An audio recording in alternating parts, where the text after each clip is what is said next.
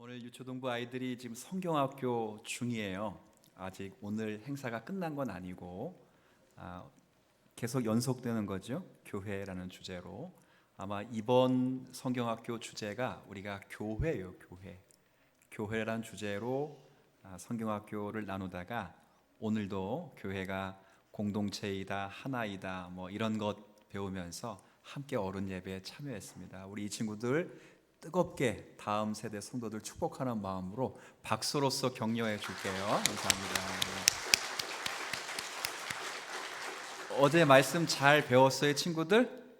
네, 물어볼게. 교회의 머리가 누구죠? 야, 전도사님이 누구야? 여러분을 언제 선택하셨죠? 누구 안에서 선택했어요? 예수님. 이야. 그러니까 여러분 누구야? 여러분 뭐가 됐어? 그래서 자녀. 이번 주제. 교회가 됐다는 거야. 참 대단하죠. 어제 막 그렇게 전도사님이 질문하니까 서로 답을 하려고 막 손을 내는데 와. 하여튼 목사님 맨 뒤에 앉아가지고 은혜 받았어요. 감사하고 좀 30분 정도 조금 더 짧게 할 테니까 잘 한번 참아 주셔요. 훈련 공동체 프로그램이니까 이렇게 보시고 듣고 한번 해봐요. 네.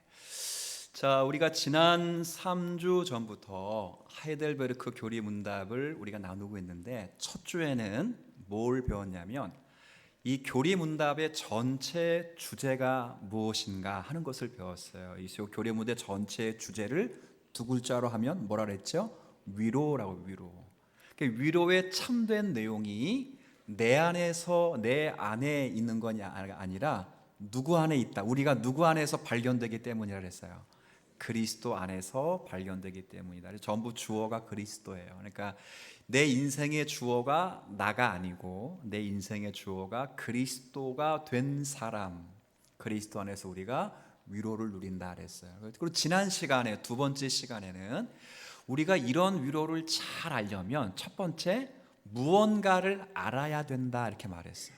그러니까 무언가를 경험해야 된다 이렇게 말하지 않고 무언가를 행해야 된다 이렇게 말하지 않고 기독교의 참된 위로를 우리가 누리려면 무언가를 첫 번째 뭘 해야 된다고요?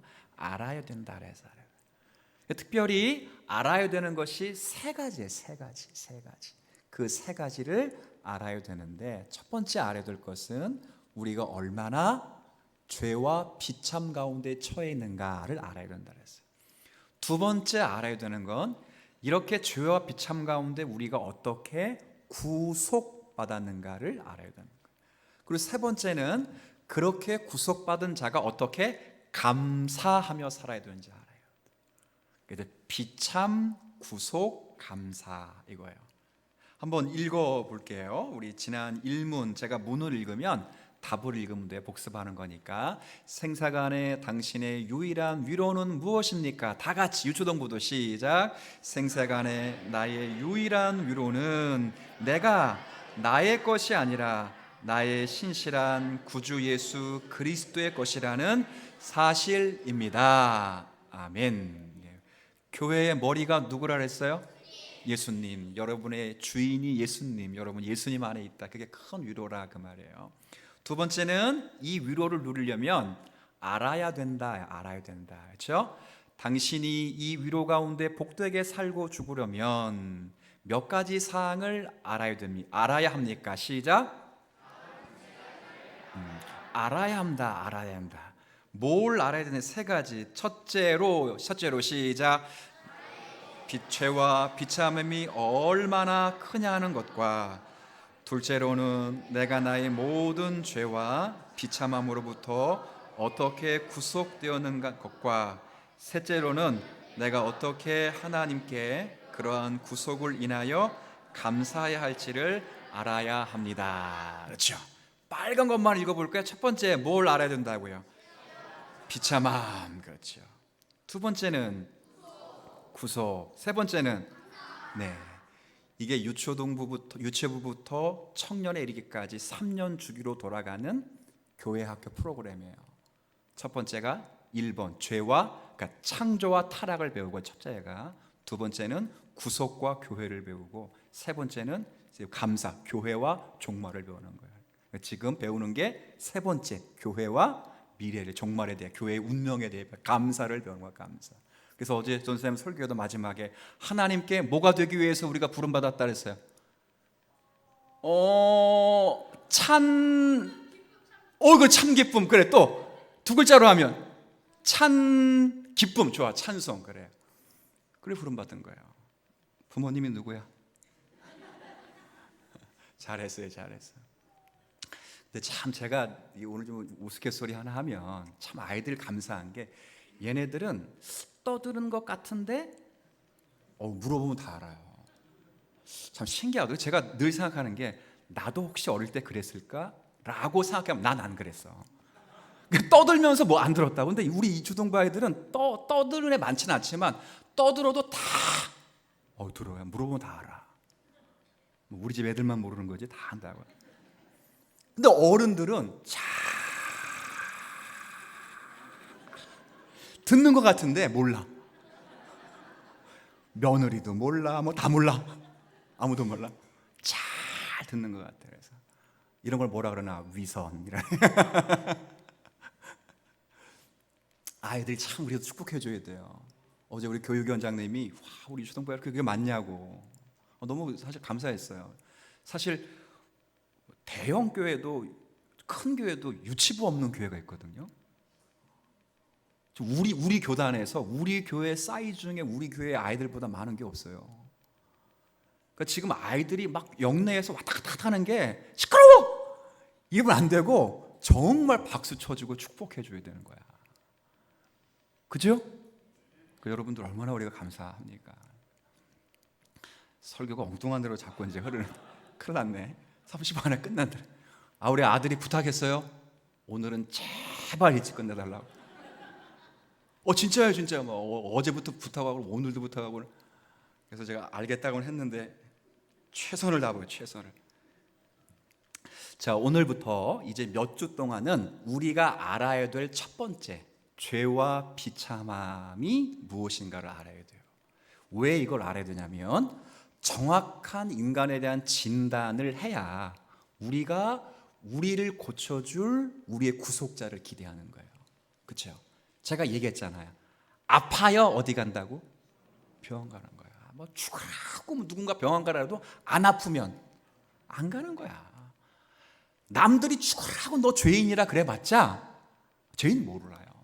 근데 자기가 스스로 죄인이라는 사실을 깨달으면, 첫 번째, 자기에게 희망이 없다는 사실을 알게 될 것이고, 그 희망이 누구로부터 오는지를, 출원되는지를, 발원되는지를 알기 때문에 희망을 찾아가는 거예요. 그래서 가장 먼저 알아야 될 것은 내가 얼마나 비참한 존재인가를 아는 거예요. 어린애를 앉혀놓고 니네들 얼마나 비참한 줄 알아? 뭐 이런 얘기가 굉장히 부담스럽지만 사실은 인간 존재는 자체가 그래요. 근데 오늘은 그 비참함을 무엇을 통해서 알아야 되는가 하는 거예요. 자, 한번 제가 문제를 읽어볼 테니까 답을 여러분 읽으시면 돼요. 당신은 어디로부터 당신의 비참함을 아십니까? 시작. 나는. 아멘. 굉장히 제가 힘이 나 지금. 전도사님이 나중에 설교하고 제가 거기 가서 한번. 그 어디서부터 난다고요? 뭐 끝나고 나면 대답 잘하는 사람은 선물 주는 거예요? 그건 아닌데 이렇게 잘해? 율법으로부터 난다는 거예요. 그럼 한번 제가 이렇게 한번 질문해 볼게요. 왜 율법으로부터 죄와 비참함을 아는 것이 중요할까요? 여러분 답할 요구하는 게 아니에요. 자, 죄와 비참함을 우리는 무엇을 통해서 알 수 있다고요? 율법으로부터 알 수 있는데, 그러면 바꿔 질문하면 왜 율법을 통해서 죄와 비참함을 알아야 하는 거예요? 이게 왜 그러느냐? 인간은 자신의 비참함과 무능을 아는 방법이 많이 있어요. 많이. 첫 번째가 양심이라는 기관이 있어요. 하나님의 도덕법을 일그러진 형상일지라도 심어 놓은 이 양심이라는 기능이 있어요. 벼룩이도 뭐가 있다고 그래서 낯짝이 있듯이 인간이라고 하는 도덕적 피조물에게는 양심이라는 게 있어요. 모든 동물은 감각에 의해서 본능에 의해서 움직이지만 인간은 그 본능과 감각을 테스트하고 검증하는 게 양심이라는 기관이 지정이 안에 들어가 있다고요. 그 양심이 우리를 굉장히 비참한 존재라고 고발할 때가 있어요. 스스로 살아가면서 야, 내가 이것밖에 안 되는가? 라는 것을 양심이 고발하는 경우가 있어요. 그 또 하나는 살아가면서 내가 어떤 일에 사업에 실패하거나 어떤 일을 성공을 못 누릴 때 스스로 무능하다고 느끼는 경우가 있어요. 죽어라고 공부했는데 시험 점수가 잘 안 나올 때가 있다. 열심히 사업하려고 애를 썼는데 사업이 쫄딱 망한, 야, 진짜 내가 무능하구나, 무력하구나, 이걸 느낄 수 있다고요. 또 살아가면서 누군가의 충고로 인해서 자신이 정말 비참한 존재인지를 아는 경우가 있어요. 그러니까 충고도 잘해야 된다고요.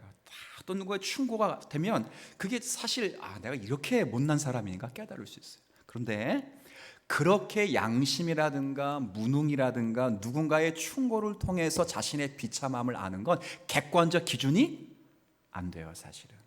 왜? 자기마다 다 달라요. 기준이 달라요. 제가 오죽했으면 그런 얘기 했겠어요? 이순신이 우리나라에서는 영웅의 왼수예요. 영웅이죠. 그렇죠? 근데 일본 가면 이순신 그러면 왼수의 왼수. 그렇죠? 도요토미 히데요시 일본 가면 영웅의 최고, 사람들이 가장 존경하는 사람 가운데 하나가 있어요. 근데 우리나라 오면 왼수요. 그러니까 기준이 달라요. 그래서 반드시 객관적인 기준을 통해서 우리가 비참함이라는 걸 알아야 돼요. 왜?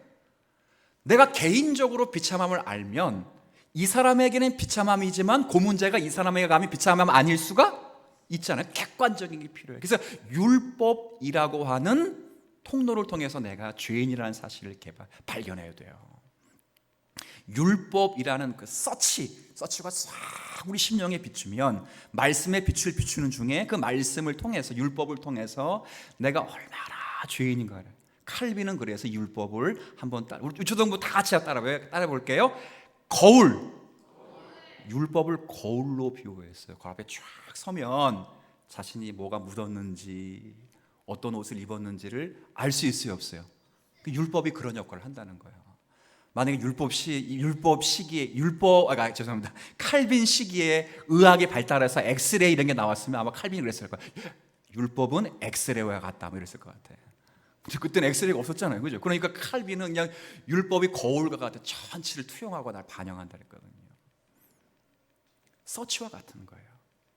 그러니까 율법을 통해서 우리가 죄라는 사실을 깨달아야 돼요. 왜? 율법의 수요자가 하나님이시고 하나님은 우리를 창조하시고 우리를 만드신 분이기 때문에 인간을 너무나 잘 아시기 때문에 율법을 통해서 반드시 비참함을 배워야 한다, 이거예요. 이게 첫 번째 사실이에요. 요약하고 있는 거예요. 자, 그래서 오늘 말씀 한번 다시 로마서 3장 20절 같이 읽습니다. 시작. 그러므로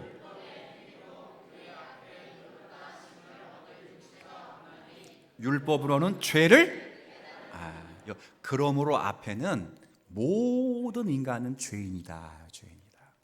그 유대인들이 손을 들었어요. 아니, 우리는 율법을 열심히 행하고 있는데 우리는 의인입니다, 이렇게 말했더니 바울이 모두가 다 뭐라고요? 죄인이라 이렇게 말하면서 그 다음이에요. 그러므로 너희들이 받은 율법의 용도가 뭐냐? 그 율법의 용도는 행위로 그의 앞에 의롭다 하시 받을 유체가 없으니 율법의 용도는 죄를 뭐 하는 거라고요? 깨닫는, 너희가 얼마나 비참한 존재인가를 깨닫게 하는 거예요. 하나님이 모세를 통해 율법을 딱 주실 때 사람들이 오해를 하는 거예요. 뭐뭐 해라, 뭐뭐 해라, 뭐뭐 하라, 그러면 뭐 살 것이요. 그러니까 율법을 사람이 다 지킬 수 있구나 착각을 하는 거예요. 맞지요? 착각할 수는 있어요. 실제로 율법을 다 지키면 구원을 받을 수가 있어요. 근데 우리 인생 가운데 율법을 항상 지키는 사람이 어딨냐고. 율법을 온전히 지키는 사람이 어디 있어요?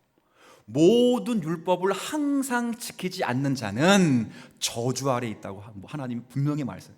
그러니까 10,000가지 율법 가운데 단 한 가지만 어겨도 율법을 어긴 거거든요. 어긴 거예요. 그러니 율법을 온전히 지킬 인생이 없죠. 사람이 착각을 하는 거예요. 율법을 온전히 지킬 수 있구나. 초대교회 펠라기우스라는 사람이 착각을 해서 열심히 지켜서 구원을 얻자 그러는 거예요. 근데 그게 아니고 바울은 율법은 잘 지켜서 구원을 받는 게 아니고, 율법은 두 번째 기능이지만 우리의 죄를 뭐 한다고요? 깨닫게. 넌 죄인이야. 칼빈처럼 이 율법은 거울의 역할을 하는 거예요. 내가 병든 걸 깨닫게 하는 거예요. 그래야 누굴 만나니까? 의사를 만나니까. 우리의 치료자 되시는 그리스도를 만나려면 율법을 통해 내가 죄인이라는 사실을 정확하게 알아야 거예요. 그 역할을 하는 거예요.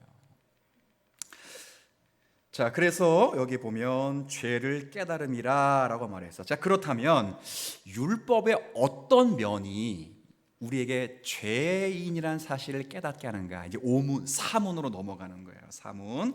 그렇다면 하나님의 율법은 우리에게 무엇을 하도록 요구합니까? 이렇게 물어보는 거예요. 다시 말하면 도대체 무엇을 율법이 요구하기에 우리가 율법을 다 지킬 수 없단 말인가? 도대체 율법이 뭐길래 우리에게 비참함을 알려주는가? 좀 전에 배웠던 건 우리의 비참함을 뭘 통해 알 수 있다 그랬어요? 율법을 통해 알 수 있다면, 두 번째 이 사문은 율법의 무엇 때문에, 율법이 도대체 뭘 가르치길래 우리가 비참한 존재를 깨우칩니까? 라고 말하는 거예요. 답, 율법의 요약으로 말합니다. 율법의 요약. 여러분 한번 읽습니다. 시작. 그리스도께서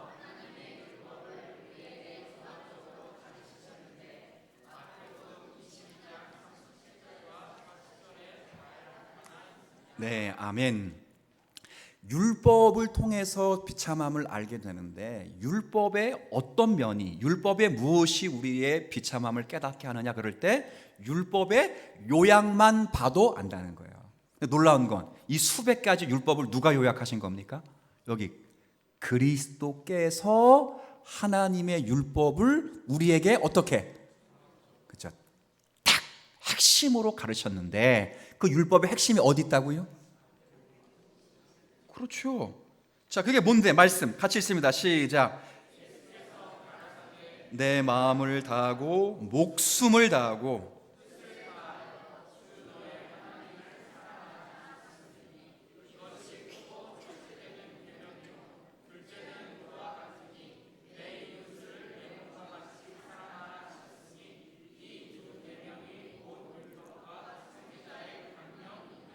아멘. 자, 하나님의 율법의 핵심이 뭐야? 하나님을 사랑하라. 두 번째 판에 있는, 혹은 둘째는 그와 같은 똑같은 원리라는 뜻이에요. 혹은 하나님의 사랑에 그인해서 또 누구를 사랑하라고? 그 율법의 핵심은 뭐예요? 두 글자로 하면 사랑의 사랑. 근데 어떻게 사랑하라고요? 오늘 빨간 글씨 되네 그래도. 네. 빨간 글씨 안에 있는 거. 마음, 목숨 뜻이 뭐예요?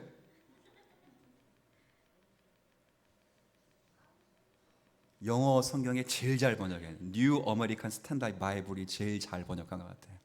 All my heart, all my soul, all my mind. All your heart, 심장을 드리는 거예요.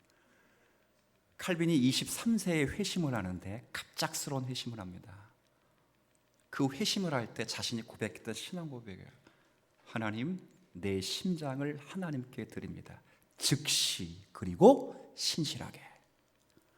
내 심장을 드린다. 그러면 내 심장을 드린다는 건 어떤 마음일 것 같아요? 그냥 최고야죠. 자, 심장 누군가에게 드려본 적 있어요? 아니고 사랑하는 님에게는 안 들어봤어요? 드리고 있는 중인데 잘 안 들어가죠? 제 심장이 팍팍팍 뛰고 누군가, 그러니까 제일 중요한 거죠. 제일 중요한. 그러니까 최고의 우선순위로 하나님을 뭐 한다는 거예요?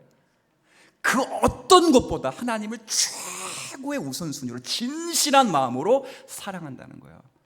그 다음 내 뭘 다하라고요? 두 번째 all your soul, 혼을. 애들 말로는 뭐 먹는 힘까지 다 뽑아가지고, 여러분 하나님을 사랑하는데 젖 먹는 힘까지 다 뽑아서 사랑하면 지금 졸음이 돼요? 잠이 와요? 안 와?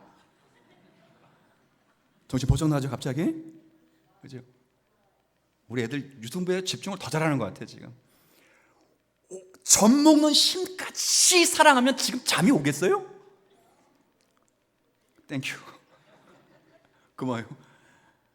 젖 먹는 힘까지 다해서 사랑하면 지금 저 바닷가에 있겠냐고 지금. 그 다음 마지막에 뭘 달라고요? 뜻, all your mind, 생각을 집중하는 거예요. 집중. 그러니 자 묻습니다. 하나님 사랑하라, 이웃 사랑하라 알겠는데 여러분의 심장을 다해서, 여러분의 혼을 다해서, 여러분의 모든 생각을 다해서 그렇게 할 수? 아니,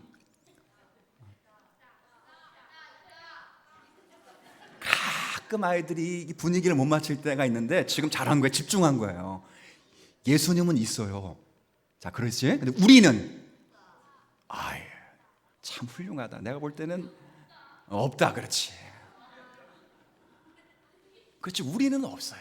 우리는. 그렇잖아요. 여러분들이 하나님을 사랑한다, 이웃을 사랑한다 알고 있어요. 내가 하나님을 사랑하지 않는다, 내가 이웃을 사랑하지 않는다, 이게 아니에요. 중요한 건 사랑해요. 사랑하는데 all your heart, all your soul, all your mind 그렇게 하지는 못하더라 그 말이에요. 아니 아내도 그렇게 못하는데, 아내도 그렇게 생각 못하는데 못한다니까. 11조로 탁 드려야 되는데 11조 양이 많아. 약간 땡길까? 그런 마음이 든다니까. 저 어릴 때 그랬어요. 부모님 용돈 주잖아. 헌금하라고 톡 돈을 줘요. 돈은 1,000원씩 돈 주면 가서 500원어치 사 먹고 500원 바꿔가지고 500원 내고 그랬어. 미쳤나? 너 그러지 않지만 안 그럴 거 우리 애들은. 그때 생각하면 all your heart, all your soul 없었다. 그러니 어거스틴 같은 고백록에 어릴 때 범죄한 많은 것들 가운데요, 어머니의 저 국제에서 젖이 안 나온 걸 너무 신경질 나가지고 젖을 꽉 깨물었다는 자기의 죄도 고백하고, 서리했는데 배고파서 서리한 게 아니라 서리가 너무 재미있어서 인간의 욕망을 채우기 위해 어릴 때 서리한 걸 다 고백합니다. 인간이 그런 존재라니까. 할 수 없다는 거예요. 율법이 그걸 채워. 근데 이런 말씀 읽으면서 그런 생각 해봤어요? 그냥 명령으로만 들었잖아요. 하나님 사랑하라, 이웃 뭐하라? 그러니까 사랑하자 사랑, 그거 들었잖아. 근데 오늘 이 말씀 들어보니까 이 말씀에 온전히 순종할 인생이 없는 거예요. 없는 거예요. 없다고요. 자, 그래서 이제 마지막 이제 5번째 문제는, 그래서 왜 묻는 거냐? 이것도 똑같은 의향인데, 자, 이 문답은 제가 5번째 읽을게요. 당신은 이 모든 것을 온전히 지킬 수 있습니까? 라고 하면 첫 번째 답은 뭐예요? 아닙니다. 마음과 목숨과 뜻을 다해 지킬 수는 없다는 거예요. 그 이유는 함께 읽습니다. 시작. 나는 본성적으로 하나님과 나의 이웃들을 미워하는 경향이 있기 때문입니다. 그렇죠? 본성적으로 그래요. 본성적으로. 하나님을 향하여 마음의 문을 닫기도 하고, 하나님처럼 이웃을 사랑하지도 못하고, 그렇잖아요. 친한 친구인데도 금방, 어제까지는 동지였어요.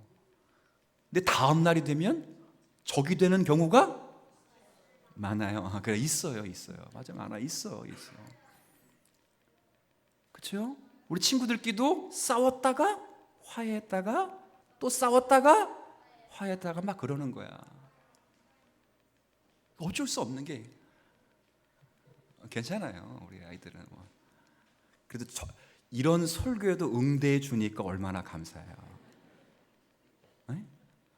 어디 가서 이런 대접 받아도 제가 이런 설교 지루한데도 끝까지 없다고요. 인간은 그런 나약한 존재. 왜?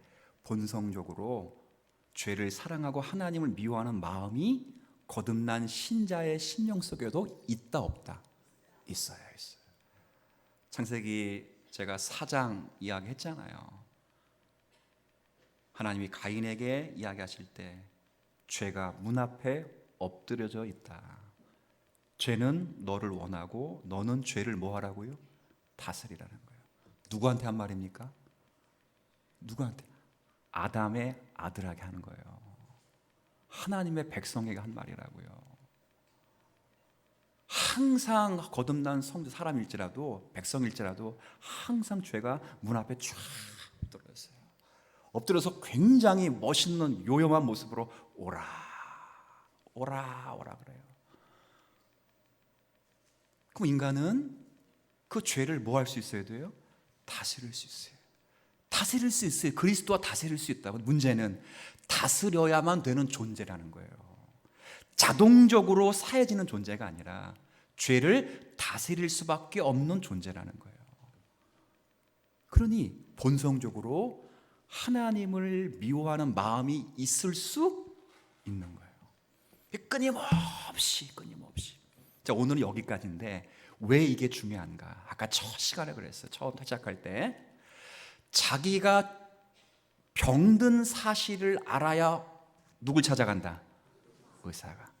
자기가 처참한 자리에 서 있다는 걸 인식하지 못하면 만병의 치료자 되시는 예수님께 나아갈 수가 없어요.